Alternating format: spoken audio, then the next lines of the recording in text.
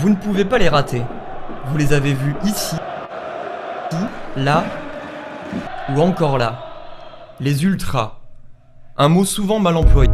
Ultra en latin, ça veut dire ce qui va au-delà. Et attention à l'amalgame. Pour beaucoup, l'ultra, c'est ce type au crâne rasé, d'extrême droite, qui n'a qu'un seul objectif, la bagarre. Alors au fait, qu'est-ce qu'un ultra ?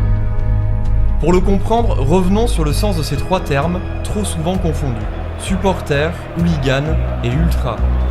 Supporter est le plus facile à définir. Le supporter est un spectateur qui regarde le match en espérant la victoire de son équipe. Et il n'a évidemment rien à voir avec les hooligans. Ceux qui se revendiquent hooligans, c'est des bandes informelles. C'est pas des associations, c'est des bandes informelles qui cultivent un certain secret et qui sont centrées sur la recherche de la violence avec leurs homologues hooligans d'autres clubs ou avec la police.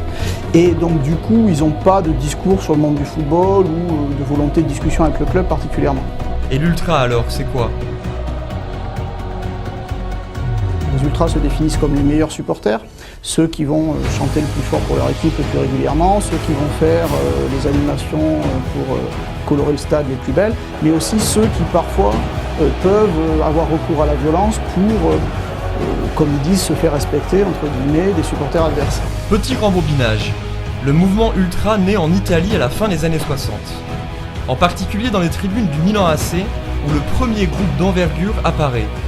Son nom, Fossa dei Leoni, la fosse aux lions. Ensuite, dans les années 80, le football italien est au sommet. Il domine l'Europe. Et le mouvement ultra fait tache d'huile. L'ultra se veut acteur du match. Debout pendant toute la rencontre, il saute, provoque, insulte.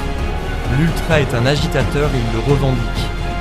Surtout, l'ultra chante à plein poumon son amour incandescent pour une équipe, une ville, une tribune, son territoire. La culture ultra, ce sont des rituels et un vocabulaire. Être ultra d'abord, c'est chanter pendant tout le match en suivant le capot. Mégaphone à la main, il tourne le dos au terrain. Il fait face à la tribune. Être ultra, c'est aussi appartenir à un collectif.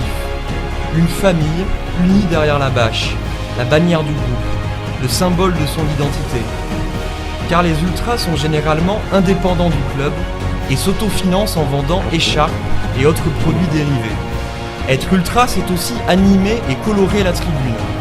Ils organisent des tifos, ces chorégraphies visuelles réalisées avec des drapeaux, des feuilles, des voiles et des fumigènes parfois, pourtant interdits dans les stades.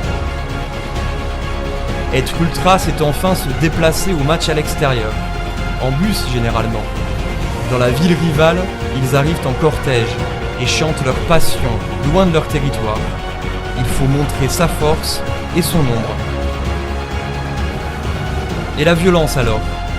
Contrairement aux hooligans, la majorité des ultras ne recherche pas la violence. Mais elle existe. Il faut remonter aux racines italiennes du mouvement pour le comprendre. Tifo et violenza. Voilà un des slogans du mouvement en Italie.